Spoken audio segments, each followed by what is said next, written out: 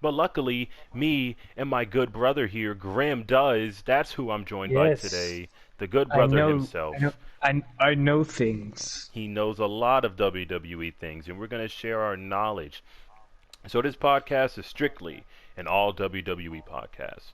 We're going to talk about 10 ideas that we think can make WWE better, how we would fix the rosters any way we please, how we would gain more fans, who would be our top people, all that good jazz. And before we start, Grim, it's been a while. Introduce yourself to It the audience has. once more. Introduce yourself. So, hi, I'm Grim Touristic, or known as Grim on this channel, which is probably gonna be my job because my channel's dead. So, uh, or you know what? If you guys want to, put in the comments of what you think I should do with my channel, because I was thinking either doing like a movie review or talking about movies, stuff like that. I don't know. I don't know what to do, or keep doing gaming. I don't know what to do. Can you guys decide in the comments? But yeah, that's all I gotta say today. Grim, my mic was muted. Yes. I apologize. Was it muted the Yeah, entire it time? was. So I have to do I have to redo it again? You know, sometimes I feel like I breathe. No, I heard everything. I heard everything. Oh, okay. It's just so, people don't hear my breathing, loud ass shit in the I background. know. Makes sense. Makes Makes sense. sense, makes perfect sense, makes perfect sense. Hi, Bubba. But anyway. Alrighty, so here are the 10 ideas that we think we can make WWE better. But Graham, since you're the nice guest, I'm gonna let you go first. Oh, okay. So I would say number one, use talent properly. Okay. Because I've seen a lot of talent be wasted off of doing super, like, they were great in NXT, and then all of a sudden, when they go to WWE, the big show, and then, no pun intended, they just kind of don't do anything or don't use them properly. They don't use them to what I think they should, they, mixing up my words here, but basically I think that they should use talent the way they should be used and not just be a jabber. And I know a lot of talent before, like a lot of great wrestlers were jobbers at one point, but it's like at this point, I don't think I've ever seen Hulk Hogan be a jobber. I don't think I've seen. Well, I guess you have to go. Start big. Small then big. But I just think that you already have them in NXT, so when you bring them over to the roster, people have expectations, and when you don't meet those expectations, you basically just, I think, fall flat. Number two for me is use more supernatural characters. I don't know if you will agree with this, Peach, but I'd say use more supernatural characters, and I will fight Seth Rollins right now because I remember him in the podcast saying like, "Oh, it's not, they're dated." Personally, I disagree because my biggest issue with the current roster, and I guess this is kind of a mix between my number 2 and 5, 5 spot, but I feel like all the characters, or I would say characters, feel the same. They're not like, you don't have the Undertaker, you don't have the Kane, you don't have Mankind, you don't have Hurricane. These you don't have characters like that anymore. I mean, the only characters semi are like that is is the Fiend, and that's basically it. Yeah, that's basically it. It's like I would personally use more supernatural characters because, personally, in my opinion, the best wrestlers of all time have been, for me personally, Sting and and they're my favorite, but is Sting and Undertaker. Mm-hmm. So, and I don't have to, we can say like, well, sometimes supernatural doesn't work. That's true. Sometimes it doesn't, because sometimes it comes off as goofy. But if you do it right, which I know WWE can do it, I think that they should go down that route. Okay, one point about the first point that you made, number one, about NXT and all that. I think this is gonna be my number 2 Spoiler alert, people, but what the fuck. Mm-hmm. But I think you have to bring people up with a plan, because so many people come up Yes. and just have a win streak for like a month, and then they disappear, or all they do is win for months and months and don't do anything. Or in the worst case scenario, sanity. You come up, you wrestle, and then you disappear, and you aren't heard from for months on end, and then they bring you back, and then they get mad at you when they act like you don't care. It's like you can't blame the fans because you didn't give us a reason to care, and I just don't understand. But I'll talk more about that later. But about your supernatural character, I think WWE they have a problem understanding their characters. The Fiend, when he was first introduced, he wasn't, to me, he wasn't supernatural. He was like Two-Face. Yeah. He was Bray Wyatt was the sane part that forgave everybody, but the Fiend was the inner demon that was like, no, I'm gonna fuck y'all up for messing with Bray Wyatt. The Fiend was the guy who wanted revenge. Bray Wyatt wanted forgiveness. The Fiend wanted revenge. He wasn't a demon or a supernatural guy like you say. He was a straight up psychopath. He was basically a murderer, but not really a murderer, but you know what I'm trying to say. He was crazy as shit. He was crazy. That's the Fiend's character. He's not supernatural, and I think it all comes back to they don't understand their characters. I think that's what Vince doesn't really get, because God, if he paid attention to sanity, he might have made them supernatural. And God forbid, think about every NXT call up. Vince didn't understand their character. That's why they got buried. The only one who he could have understood right off the bat was Bobby Roode, but he didn't even do anything with Bobby Roode, which I find amazingly disrespectful, by the way. But I think they need to understand their characters. But you can keep going. I just had to bring that point up. Oh no, that's good. I mean, I'm glad you're also talking too, because Oh yeah, I know. I just wanted to hear out some of your points. Yeah. I just wanted to hear some of these out, because I'm just like, we can talk in between, but sometimes I just really want to hear other wrestling fans' perspectives. It's not like Twitter where I say one thing and people just go, "Well, your opinion sucks, so I don't agree with it." It's like, okay, I don't think that's how a debate works, but whatever. Right. So, number 3, right? Like I said, this is kind of similar to my number 2. I know I probably said 5, but my brain's a little off today. So number 3, stop using boring names. And this is why I was saying you somewhat use supernatural, because every character is like Jake Storm, or it's first name and last name. And granted, I know a lot of wrestlers back in the day used to have that. They don't have Hulk Hogan. You don't have Stone Cold Steve Austin. You don't have CM Punk. You don't have The Rock. You don't have that name that people can stick out and go, okay, that's you. The only person that really did that well was John Cena, because you're like, okay, that's John Cena, or Kurt Angle. But I don't think the names are boring per se. I just think they have a problem with making the names mean something. And they really have an addiction to shortening names.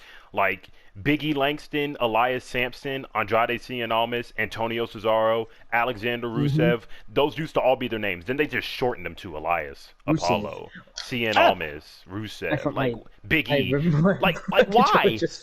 Oh, shit. That's what that was. I thought it was like a cup or something. Yeah.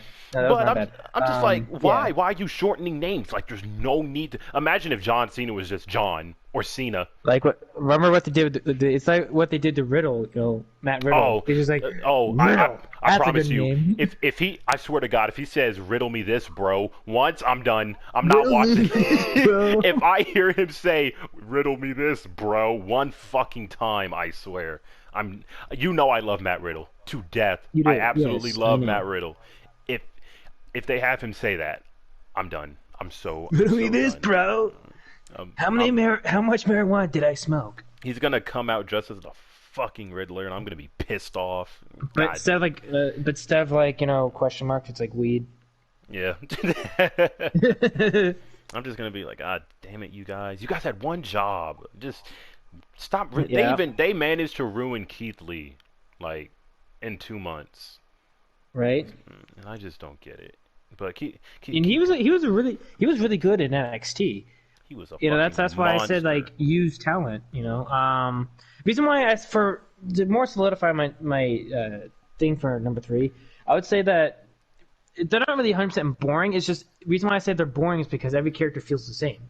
They don't feel different. They don't feel unique. That's what I mean. That's why I brought up the old characters. Each character that I just said was unique to their own way. There's just each gear looks the same to me. You know, they just feel the same. And personally, I just think that's why I said use a little bit more supernatural characters.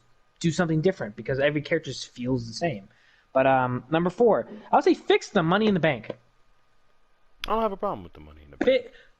I mean, with the whole Otis situation, that thing went on way too long. That went on way too long. That's what I mean by fix it. Don't do that ever again. Just have somebody have the Money in the Bank, and then go, I'm gonna cash it in. That's literally all you have to do. Don't have a character like, I'm gonna do it. They shouldn't have given him the briefcase in the first place. That was just stupid on their part, to be honest. I mean, it was cool because I'm like, oh, cool, they're gonna push Otis, and they didn't do anything. Exactly. So the moment he won it, I hated it. My brother was just like, oh, you're just hating on Otis. I don't hate Otis. I hate the fact Otis won by luck. Yeah. By a briefcase dropping in his hands. It's like the John Cena thing. Exactly. It's like James Ellsworth and Carmella. Carmella didn't win. James just gave her the briefcase. Whatever. Was it number 5? Make characters good and unique. And this is what, again, solidifies my point for number 3. You know, make them written well. Make us care about the character. Make us think, okay, he's unique. I mean, you only have a few amount of characters that are unique, and then they butcher them because they have horrible writing for some odd reason. They're like, you know who you should do? What? So Ali is hasn't been, he has been on live TV for a while. We have this hacker situation, this hacker character. Let's just drop the ball on that and make him the leader of Retribution. Okay, whatever, cool. And then they don't do anything with those characters, and to be honest, I think the characters look stupid with the mask on their faces. I think the whole idea of Retribution is really stupid. Because they're just like, we want contracts, but all of you are former NXT talents with contracts. I don't get it. What are you fighting for? The idea of it isn't bad, it's just the execution is bad. Because if you just have indie wrestlers, that would be different. Totally different. But because you don't have indie wrestlers, and you have people who are clearly people from NXT, it's like, no.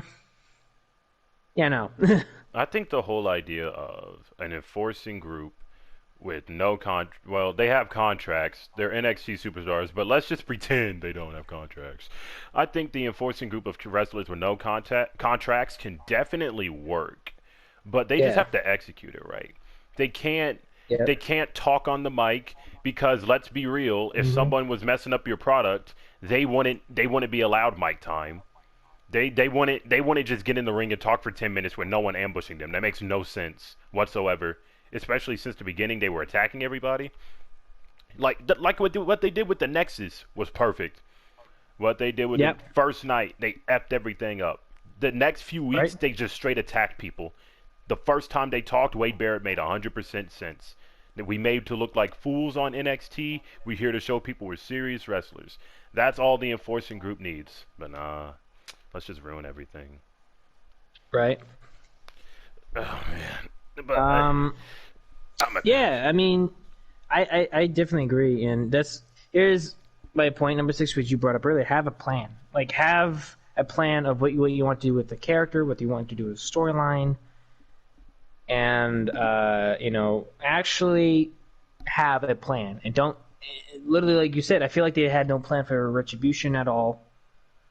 I feel like they have no really plans for a lot of good talent, good actual talent. I mean, look what they're making Ricochet do. Oh, poor Ricochet. Oh my God. I like Ricochet. I really do, and I think his mic skills aren't the best, but they're not horrible. They can improve. And when he did the Eddie Guerrero thing where he slaps the chair and throws it to him and falls, I thought that was hysterical. I'm like, okay, that guy has been this entire time. Think about Ricochet. You know? We know he's not a talker, but he's not terrible. No. Just don't give him 5 minutes of mic time. Make him say like a quick word. No. Ricochet is an in-ring performer. This man is never going to blow you away with his mic skills, and he doesn't have to. No. If you saw NXT Ricochet and main roster Ricochet, you'd think they're two totally different people by the way they're allowed to do stuff and the way this is still the same dude. They're just highly restricting him for no good reason whatsoever. And if you don't think he can talk, then don't force him to get on the mic and talk. It's simple. Just have him jump up and do a shooting star off the top of the ladder on the 2 tables. He can do it. He can perfectly do it. Just let Ricochet go out and do his flips. That's what he's good for. That's exactly what he's good for. Basically. Like Paul Heyman said, show the strengths, hide the weaknesses. Like, remember what they did with Brock Lesnar and him? How they basically went nowhere? Yes. Tragic. They let poor Ricochet just get fed to the wolves to Brock Lesnar, and it was basically. Ugh, I just can't stand what they did to Ricochet. How could you do that, Vince? God. I mean, it's not the worst thing getting squashed to Brock Lesnar. It happens literally all the time, but it's just the way he did it. We knew first off, it was at Saudi Arabia, so no one expected Ricochet to win. I know I didn't expect him to win, period. But the moment I found out it was Saudi Arabia, it's like, oh, Brock's just there to get a paycheck. He's alright. Let me just skip this up as an L in the Ricochet column. But what number are you at? What number are you at? I'm at number 7 now. Don't ruin expectations. Don't build something up and then just destroy it.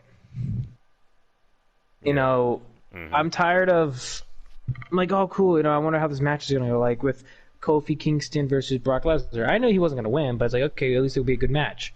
And then the time. 7 seconds. 7 seconds. It's like, really? At least Daniel Bryan had like. You got 10 minutes against Brock. Yeah, at least at 10 minutes. Like, really, 7 seconds, and like you basically ruin people's expectations. Like, or the Fiend versus like when the Fiend's debut. You know, I feel like he didn't have the best debut. I mean, granted, he's just such a cool character, but like his debut, I don't think wasn't that great. I personally don't think it was.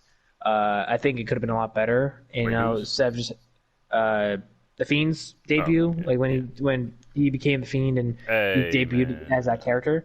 I think. Oh, you're talking about like the match or like the promo that revealed the match, like when he first debuted as that character. That entrance was. Oh, you gotta admit, Grim, that entrance was amazing. It was. The entrance was fucking amazing, but the match, I think, was the expectations were really high because like, okay, this is kind of cool. Then boom, you know, and it's like, I mean, look what they did with Liv Morgan because you thought, okay, they're gonna do something really interesting with Liv Morgan, and then nope, because we thought, oh, she's gonna be part of Sister Abigail, and then no, and then they kind of made that to kind of Alexa Bliss, which I don't mind because I actually like Alexa Bliss a lot, but. I don't mind it at all, but I just want to know where they got the idea of Liv Morgan being Sister Abigail. Like, where did that start? There were never any hints or signs. I think it's because what people thought was that her at first, like, okay, she's like, how she was talking and doing her promo. She's like, okay, there's something like behind, there's something, right? There's something to her, and then it's basically a lesbian story. Yeah, I mean, I get that, but with Bobby Lashley, Lana, and Rusev, it's like, really? And that whole story was tragic. I hated that entire story. Right? I hated that too because I'm like, what the fuck? It was just it was not okay. Number 8, I would say, because I think this is a little bit of the gray area here, and I would say maybe listen to the fans a bit more. Yeah, not as definitely. in like, just listen to more of the feedback. Like, okay. Maybe if they want a character to be pushed, maybe push that character. Exactly. You know, sometimes you can say, well, sometimes you do that, and then they turn on them. Personally, I know they do. I know they did that once. I think it was Seth Rollins. People wanted him to be the top guy, and then basically when he was face for a while, then they're like, oh, no, we don't like him anymore. I'm a firm believer in anybody can get a push because after watching Jinder Mahal get the Yes. WWE Oh my Championship, God, yes. I don't Anybody want to can be hear pushed, yeah. I don't want to hear anything. But because when people tell me, I'm just like, oh, Cesaro can definitely be a WWE Champion. Oh, he doesn't have the mic skills. Jinder Mahal does not have half the talent that Cesaro has. And they're basically the same level on the mic. But personally, I don't want to hear that mic excuse. There's nothing you can tell me anymore the moment they strap the WWE Championship to Jinder Mahal. Nothing. Because they did it for money. And if you're doing it for money, I'm pretty positive you can just throw it on Cesaro just because. Like, there's nothing. Yeah. I'm so serious, Grim. After that Jinder Mahal thing, there's nothing any WWE fan can tell me that will make me change my mind on Cesaro doesn't deserve at least one WWE title run. Just give him one. He does. Give him one and just see what he does. Like, just here, balls in your court, Cesaro. We'll give you like a 3-month reign. If it's not working by the end of 3 months, we'll make you drop it. That's what I would do if I was the booker. Fuck it if I lose some money. I'm WWE. I make millions and millions every year. We're not losing any serious money. So just go crazy sometimes, man. Here, take this WWE Championship, Cesaro. Have a summer program. Yeah, go wild. Worst that can happen is people don't like it, and then you can just take the belt off of them. It's not hard. Yep. Oh man, it's not a hard formula, Vince. Listen to me. This video will likely never be heard by anybody in the WWE employee spectrum, but listen to me. Not. Just listen to me and Grim. Just listen to us, man. Yes, just listen. Oh man. Remember what happened to the WWE 2K 2019 story? Yes. With the Buzz and the other guy when they invaded WWE? That's what we're going to do. Listen to us, Vince. We have excellent ideas. Yes. We will force you down. Yeah, literally, we would. I want to hurt him. Just like when you blow out your legs. I want to hurt you, Vince. I just want you to listen to my ideas, please. Yes. Oh yeah, that's right. Number 8. Oh, sorry, number 9. All right, because I don't know what was on here. I would say stop splitting up tag teams. Yes. Thank you, Graham. Stop it. That's actually on my list. Stop it. Is it? Well, yeah. You know what? You still can say your point as well. Oh, I know. I'm just saying, like, we agree on things. Stop. I mean, you have guys who I think sometimes just work better as a team. Like we don't have anybody in a tag team division, especially for the women's tag team division. We don't have. I don't think anybody. They keep splitting up. Like I think almost every single weekend or week I see on Raw and SmackDown, the tag team division for the women have just constantly changed. Like, oh, this team split up, and then this team split up, and then they got this person went with this person. It's like, make up your mind. Stop splitting up teams. Exactly. Like, I mean, look what they did to the Iconics. They split them up for no solid reason and whatsoever. To be honest, they're kind of a waste of, like, you can tell these people aren't good on their own. Personally, I'm not a huge fan of the Iconics, but I'm like, okay, as a tag team, they're not bad. But have you seen Peyton Royce or Billie Kay since they split? No. Not really. No. I mean, when you have, they put her with fucking, what would they put Peyton with? I should like her too. Mandy Rose? What? I think they put one of them with Mandy Rose. Yeah, they did. It was Dana Brooke, I think. Dana Brooke. Yeah, Dana Brooke. They put Mandy Rose. Brooke. But who's the girl with that's like very proper lady? Oh, Lacey Evans. Lacey Evans. They put Lacey Evans with I like Peyton. Lacey Evans. I like Lacey Evans too. I really like her. But she's not good with Peyton. Some people are just natural born heels, solo heels. Mm-hmm. Lacey Evans is one of those natural born solo heels. I just don't like tag teams being split up. Because half the time... You know what's funny? I actually don't mind her as a face. I mean, some people, I think the thing about some faces are... They're not baby faces. There are some faces who ponder to the crowd and work great, and then there are some faces who just need to be dickhead baby faces like The Rock. Yes. Or Stone Cold. Or Stone Cold, yeah. Exactly. Or Dean Ambrose. Dean Ambrose never He was never a He was babyface just for dick. the people Yeah. after the Shield split up. He was a babyface for constantly attacking Seth Rollins. He wasn't doing it for the Yes. people. He wasn't doing it to make the people proud. No, he was doing it because this guy stabbed me in the back, and I'm going to make his life a living hell for the next year. And that's exactly what he did, and the fans got behind it. That's the type of... Yes, exactly. Not everybody has to be a crowd-pleasing babyface, and I think that's what they don't understand. I think that's one of the issues when they do make a babyface. They're like, guys, I did it for you. It's like, no, we want a badass. Exactly. Like Matt Hardy attacked Edge way back in the day, not because for the fans, but because he felt personally disrespected that his girl cheated on him. And he was just getting cheered for being the right guy in that situation. And what's actually kind of sad and ironic is that in real life, his girlfriend cheated on him with Edge. Exactly.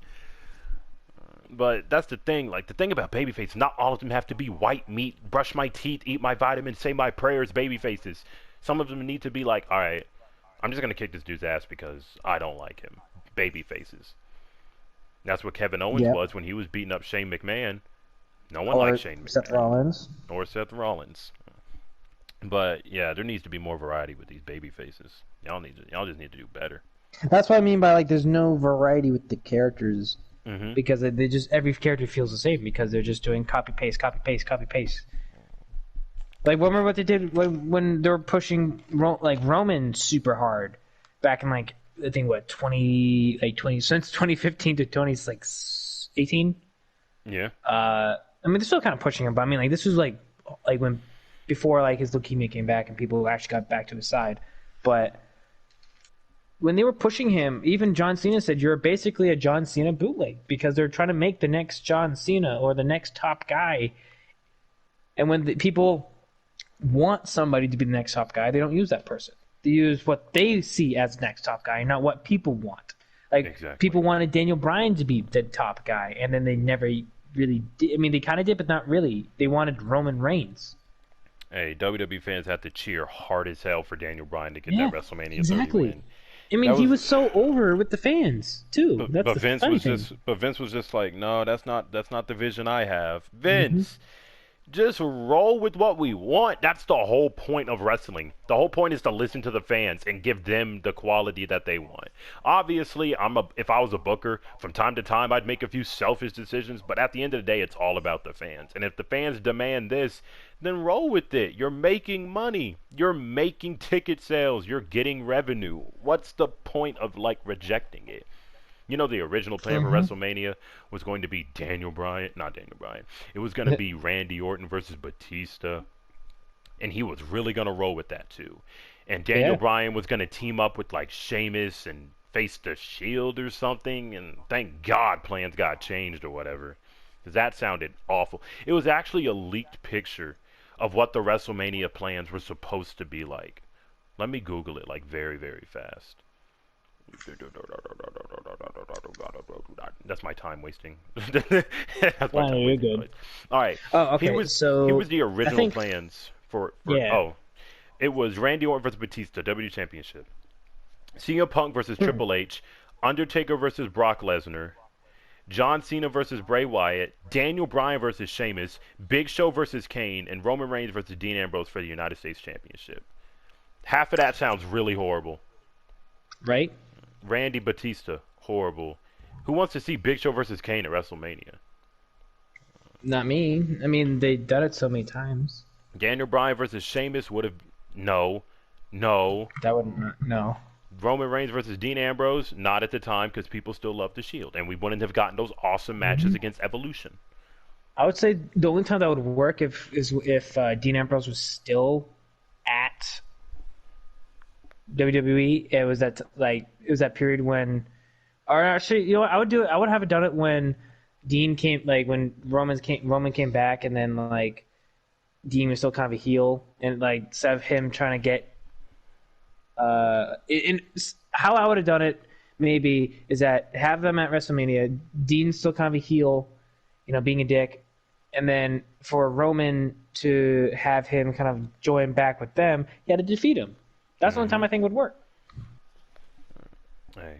I mean, that's but 6 years ago. Nothing we can do about that now. right? Exactly. And last thing I would say for me, and I know this is kind of long, but I would say make us care. You know, make us really make us care. Because what I see a lot of the fans is that, or at least with, I know you can't always go with the fans say, but when I look at comments on a lot of the videos and stuff, it's almost the same thing. It's like we just don't care anymore. You know, wrestling I think was at its peak in the 70s through the 90s, and maybe a little bit early 2000s. But then right after that, when the PC era hit, I think that's when it started to go downhill, because I think people, as a generation, has grew out of the whole WWE wrestling. Because when I was a kid, it was huge. Like, I remember watching almost a lot when I was a kid. Everyone knew about WWE. At least everyone knew who one wrestler was. Right. Me and my buddy, my childhood friend, he back east. I used to go over his house. We used to play when we were kids. We used to, grab our all of our WWE action figures that we had, and then just play. Because he had a gaming area in his basement, which is all I always was kind of jealous of. Because I'm like, Mom, why don't we do that? I like a gaming area for a basement, but basically, that's what we used to do, or even play WWE Raw versus SmackDown featuring ECW 2008, which is personally one of my favorite games of all time for WWE. That's what we used to play, and we always used to pretend wrestle, do moves and stuff like that, and we made up our own characters. So I think it was interesting. It was big. He even got a picture of John Cena, because John Cena used to walk in Boston a lot. My friend, my friend, my childhood friend. He actually got a picture with John Cena. Lucky bastard. Right. So it used to be a big thing. Now it's people don't care, because we can go, hey, do you watch WWE? No. Hey, do you watch WWE? No. I'm good. I grew out of that lame ass shit, boy. I'm just exactly. People said, I haven't seen it since 2010. That is the last time anybody a lot seen of it. people stopped watching. Around that turn of the decade, they were just okay, just getting because they just don't care anymore. They don't care because in they're a way, just not Vince, given a reason. Yeah, I mean, NXT's granted. I like NXT a lot. Oh yeah. Because with what Triple H is doing with it, because that's his baby. He has control of it, not his baby, but he's control of it. Yeah. So it's more of an adopted baby. But he still has control. With Vince, I think he's not in touch with the fans anymore. You're not trying to go for adults anymore. Now you're trying to go for everybody, and it's Triple H, I think, has a better understanding of that more than Vince. And because Triple H, I think, sees talent and sees that spark and that somebody goes, okay, it's your turn. Remember, expectations, right? When they brought in Rhea Ripley to fight Charlotte Flair, and then made her lose the title. They did nothing for Rhea. That did nothing for her, and now she's not really doing. I mean, granted, she's kind of doing somewhat, but it's I thought they were gonna put her in WWE, and then no, she went back to NXT, and she's actually doing good in NXT. And the only reason they did that is because they promised Charlotte Flair a lot of shit over the years, and they didn't deliver. And they had to actually keep her promise to make her, let her win the Royal Rumble. Whose smart ass decision it was to make her win the NXT Championship? Vince McMahon? I don't know. They thought it would draw ratings to NXT. Bob. They thought it would draw ratings to NXT, but that's not it, Chief. That's not it. No. Now, my list only has wait, my list does have 10 things. Okay, I looked at it yesterday and it had 9. I thought I didn't write a 10 thing down on here, but it turns out I did. So, Buddy, your turn. Alrighty, for number 1, I have one pay-per-view a month. They're already doing that now, but one pay-per-view for a show. Don't try to force both shows on there. For example, the only pay-per-views that should have both shows are the Big Four and Money in the Bank. Money in the Bank, Royal Rumble, WrestleMania, Survivor Series, SummerSlam. Those are the only pay-per-views that should have both shows on it. But in between those, it should be like brand exclusive. January should have the Royal Rumble, both shows. February should have whatever show you want, Raw. March should have whatever, SmackDown. And then April, WrestleMania will be here. May, Money in the Bank, both shows. And then, you know what I'm trying to say? If it's not one of the big five, Yeah. don't let them have both shows, because that's why you get overexposure. And people say, oh, you can't build for over a month or 2 months, fans will lose attention. Bullshit. NXT literally does it all the time. NXT, before the pandemic hit, they only had pay-per-views like 4 or 6 times a year. And they were some of the best wrestling shows ever, from a wrestling standpoint and a storytelling standpoint. So I don't want to hear we can't build pay-per-views for one show over a month, because that's totally false. Triple H proves you wrong all the time. AEW proves that theory wrong all the time. Cody Rhodes and MJF was built. Neither one of them had a single match leading up to the pay-per-view. It was just MJF being a straight dick heel to Cody. Cody did not touch MJF once in the 2.5 months of build. And that's how you build this stuff. But Will that be like next stream is talking about AEW? maybe. We could talk about AEW, but another time, another day, Yes. Because if we talk about both shows, we might get that one comment, that one rare comment. Oh, you can't be on both sides. You have to pick a side. Shut the fuck up. No, I don't.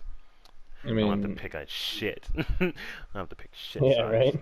I don't have to pick on a goddamn thing. But anyway, that's my number one. I think there should just be one pay-per-view a month. Because remember when they tried to do like a pay-per-view every 3 weeks? And that shit killed. And they weren't doing that.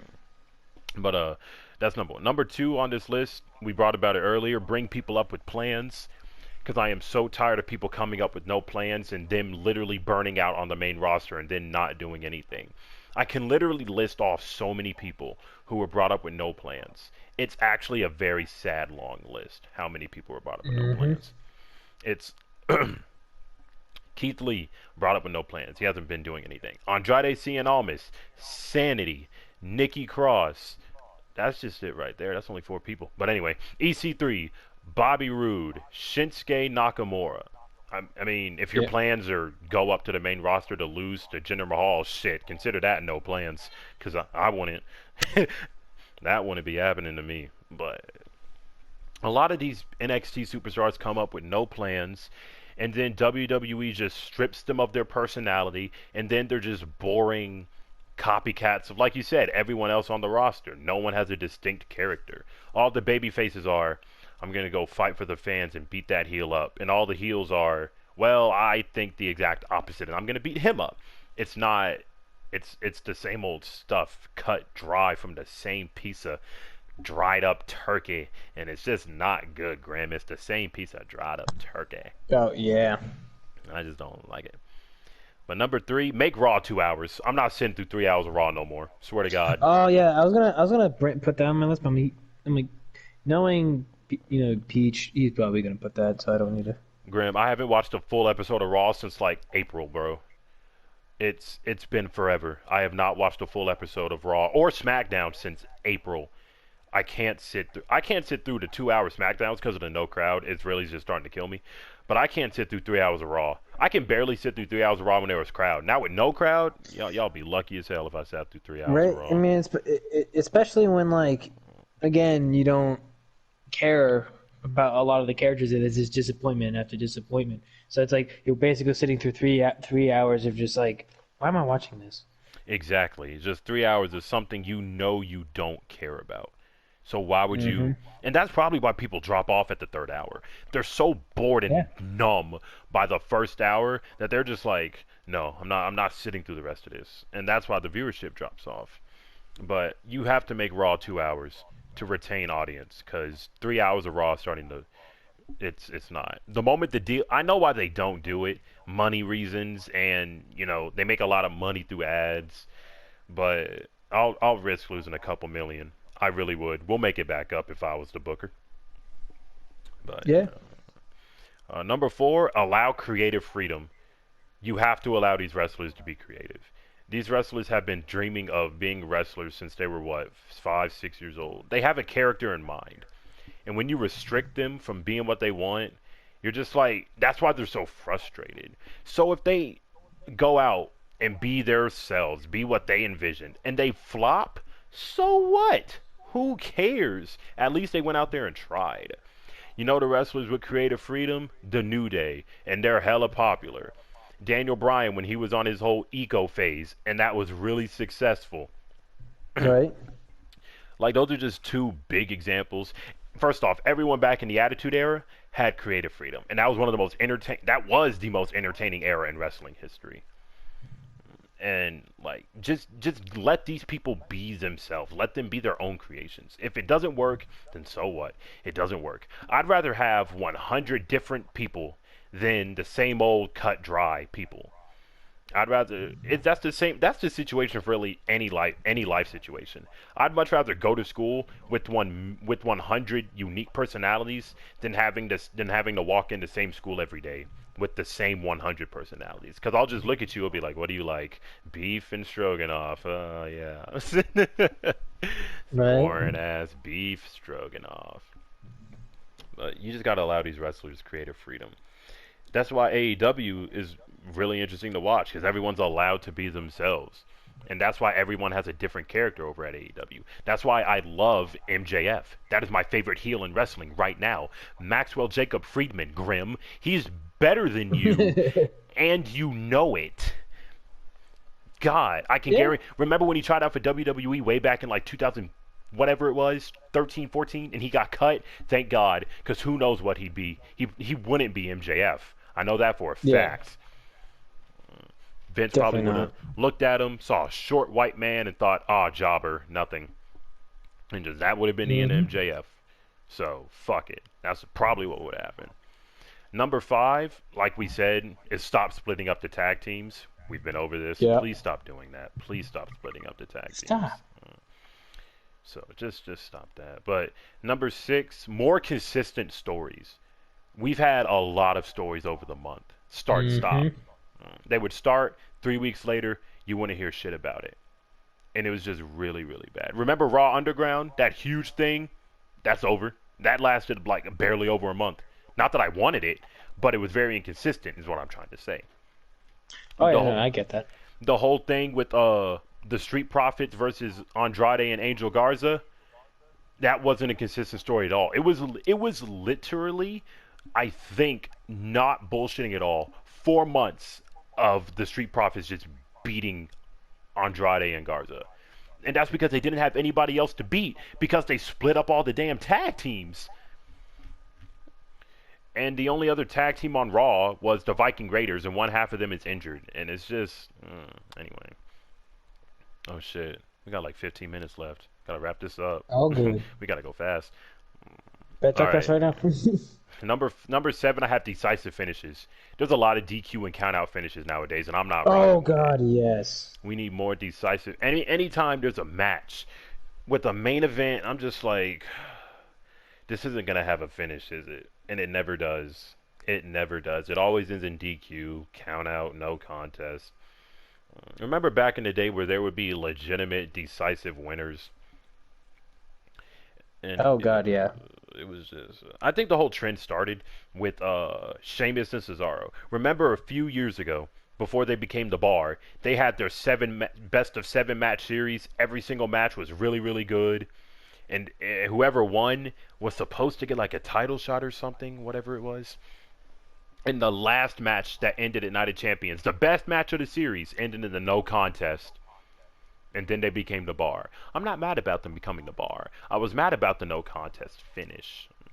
Because imagine you're in the middle of a really... Imagine if NXT pulled some shit like that. Imagine if any of their takeover matches pulled some shit like that. They were just like, hey, Adam Cole, whatever, Tommaso. Imagine if Johnny Gargano and Tommaso Ciampa had a 30-minute classic and that shit ended in a no contest. Or double count out. Or whatever. Fans would be pissed. Fans would be pissed. It's very...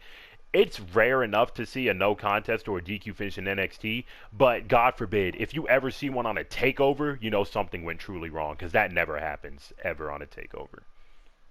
But number 8, I have stopped spoiling stuff. They spoil a lot of shit on social media. I don't know why they tweet stuff out before they do it, but that's really stupid. Mm-hmm.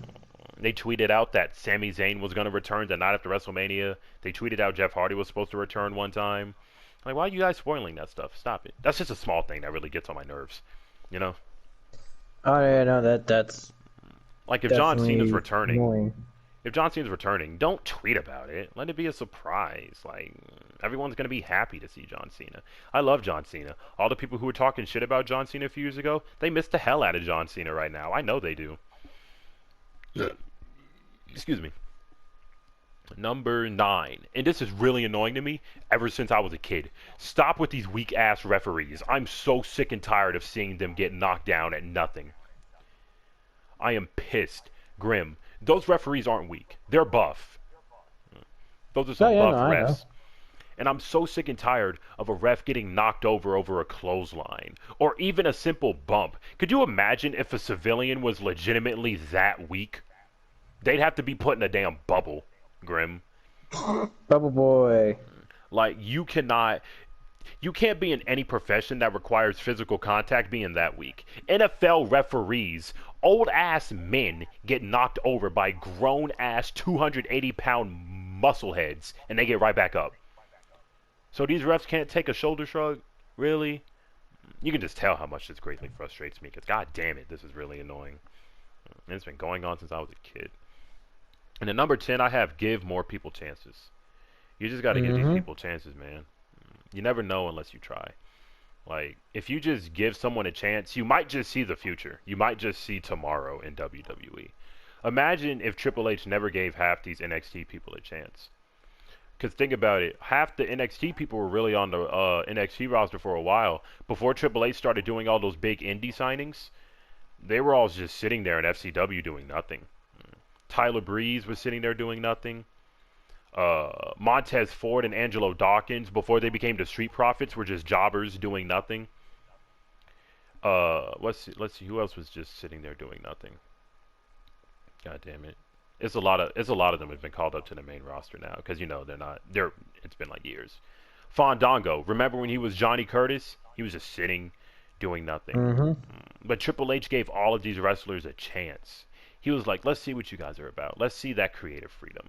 And they became popular wrestlers. Remember the early days of NXT when Neville and Bo Dallas were the NXT champions? And Big E was NXT champion?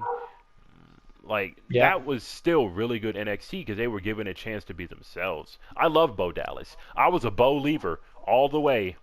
All the way. And then he went up to the main roster, had himself a nice little win streak. Yeah. And then he lost. And then they did nothing with him. And I think the biggest example I can give of giving people chances is like Wade Barrett. It's a crime what they did to Wade Barrett, Grim. I think it's a damn travesty what they did to Wade Barrett. Like, he was a little injury prone, but that I think is pretty disrespectful. What they did to Wade Barrett. They never gave this man a world title run. And the thing is, like, they've been looking for the foreign big star heel for the longest time. And they've had so many foreign big star heels. They had Alberto Del Rio. Hate him as a person, but damn can he wrestle. And he was a top star. Think about it. The League of Nations, all of them could have easily been top heels if you presented them right. But you presented them as jokes. Well, not Sheamus. He's Sheamus. Sheamus is a badass, but yes, he is. They presented them as jokes. Rusev can easily be your top guy. Remember how over Rusev was with Rusev Day in late 2017? This man was literally blowing the roofs off of arenas with Rusev Day chants. He was screwed over.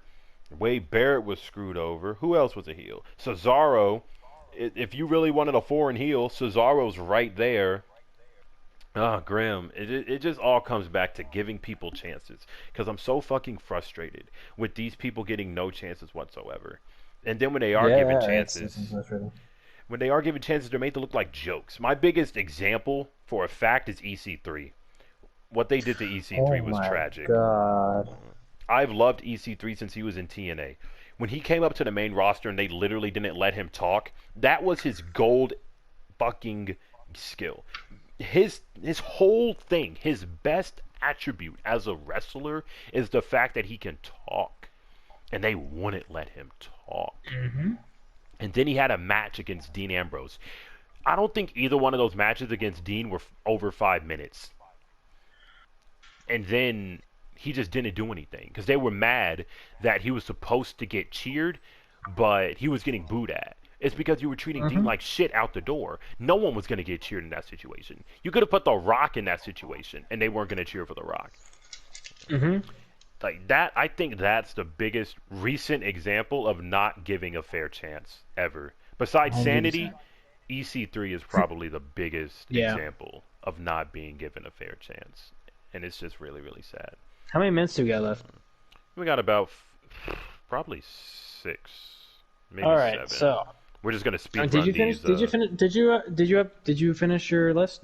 I mean, I did, but all right. So here's what we're gonna do: how we would fix the rosters. How much do you have? Like, what's your number at? Do you have like 10? Literally, I don't have a whole lot for fixing the roster and stuff. All right. Well, we're each just gonna speed run through that, and then we just tell. We just say who our we just say who our top guys are going to be, and then we'll just be. I have top guys and top girls. So that would I have on top. All right, you go first, buddy.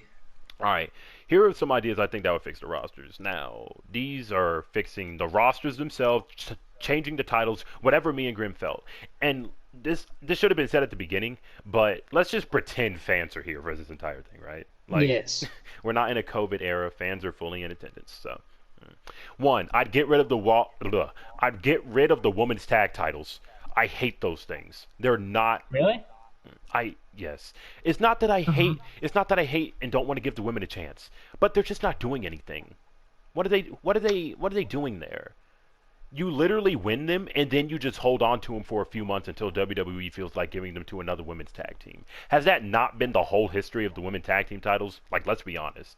I mean, true. I mean, also, like we said earlier, they keep splitting up the tag teams because they don't know what to do with tag teams. Exactly. So they don't have any women to give to them. So I think, personally, just get rid of the women's tag team titles. Number 2, I know this is a whole problem because of real-life couples and real-life, circumstances, but I put all the women on one roster. So let's say I put all the women on Raw. And then I put all the tag teams on SmackDown. That way, you can build those divisions because both of the tag teams right now are paper thin. Imagine if you never split up the tag teams and you just kept them together. Imagine a tag team roster, right? This is the tag team roster if they didn't split them up. You have the New Day. You have the Street Profits. You have the Viking Raiders. You have Otis and Tucker. You have Miz and Morrison. You have the Usos. You have the Bar. Oh, God. Morrison. Exactly. You have the Bar, because I don't like Cesaro and Nakamura. I like the Bar. Fuck. No one likes Cesaro and Nakamura. But anyway, that's just 7 tag teams right there if you never split up the tag teams and just put them all in one division. And that sounds like a pretty good tag team division, does it not? That sounds sounds really good. And if you put all the women on one roster, they legitimately have enough women to build a great division.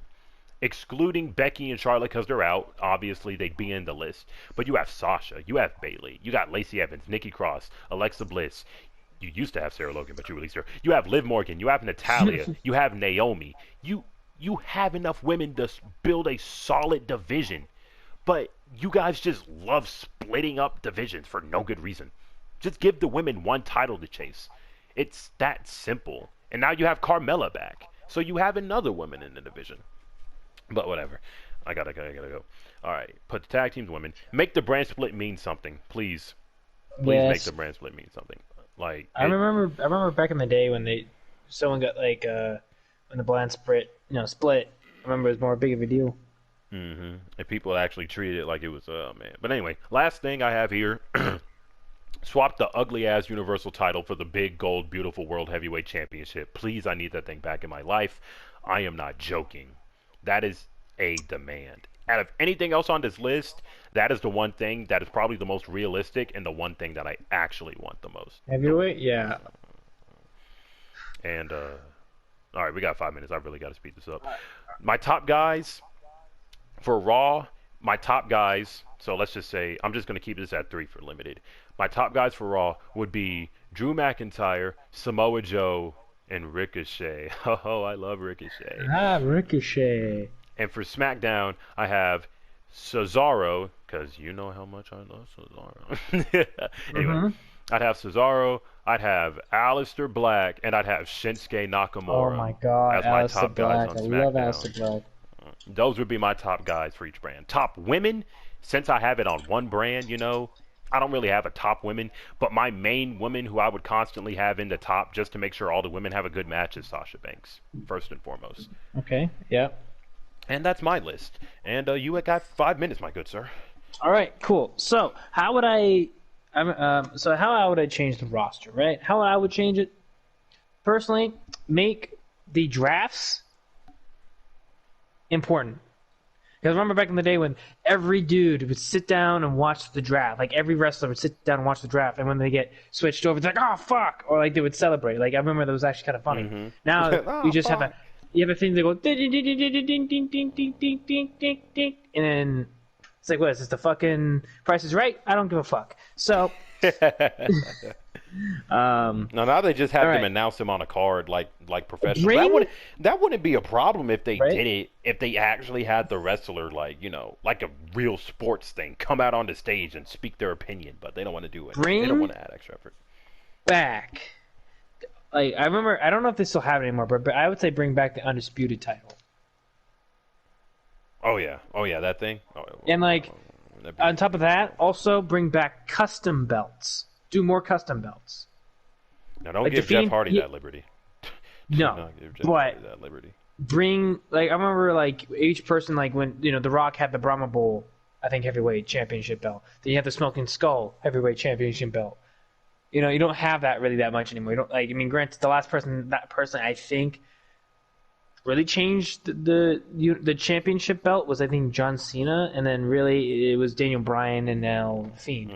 So that's what I would change. Personally, I wouldn't really change a whole lot after that. Also, how to gain more fans, just listen and do expectations correctly. Now, top guys. Seth Rollins, because I like Seth Rollins. I see him a lot, myself in him. So, just when he was a good guy, or face. Drew McIntyre. John Morrison. That's some love right there. and Montez Ford. Poor Angelo Dawkins. True, but I really like Montez. Oh yeah, surprisingly. I understand. He actually grew on me. The money is in Montez. He's so over the top that he's enjoyable because people, it reminds me of the back in the day when people I'm Macho Man. He's getting into character. I just love it when he just starts shaking the ropes. It's funny. Oh yeah, he has all the charisma. Top girls: Liv Morgan, of course, Alexa Bliss, Lacey Evans, and surprising. This is gonna be a surprise for everybody. Lana. Yep. Hey, we got to end the podcast on that. Hear me out. Hold on. Hear me out real quick. Hear me out. I actually do see potential in her. I really do. Okay. If they just stop throwing her in tables, that'd be great. I'm not gonna lie to you. I was really confused when you said Lana. I had to make sure I heard you right. I was like, Lana. Yeah, Lana. Really? Lana? Really? When I mean, Who said offense. Lana? No offense, but I take Charlotte. I take the overexposed Charlotte Flair. Reason why I say Lana, just because, especially recently, that you can tell she's grown a lot. She's doing a lot better in the ring, and she's growing. And it's like that you want to kind of slowly make to the top. And I don't know if they're trying to do that with her right now, but personally, I wouldn't throw her. That's why she's on the bottom of this top list. But I just said, you know what? Because why not? I see her as a top girl, so. I respect your opinion. Not like all wrestling fans, but I respect your opinion. Lana sucked. But that's the end of this very, very interesting podcast. The next time Grim will be on the podcast solo, it'll definitely be another probably WWE topic. We'll probably be talking about our favorite and worst moments, you know, shit as a child. Just more WWE or stuff. Also that, and we could probably also talk about our favorite wrestlers and why. Oh yeah, most definitely. I'll talk the shit out of someone about CM Punk. Definitely. I'll talk the shit out of somebody who's Sting and Undertaker all the way. Oh my goodness. But anyway, that's the end of this very special episode of the podcast. Thank you, Graham, as always, for joining us on the podcast. Thank you for having me be here. No problem, no problem. If you stuck around this far, you clearly like us. Like, share, subscribe, and we will see you all next time. If you don't like that video, I'm gonna choke slam you through that fucking table of yours. Okay.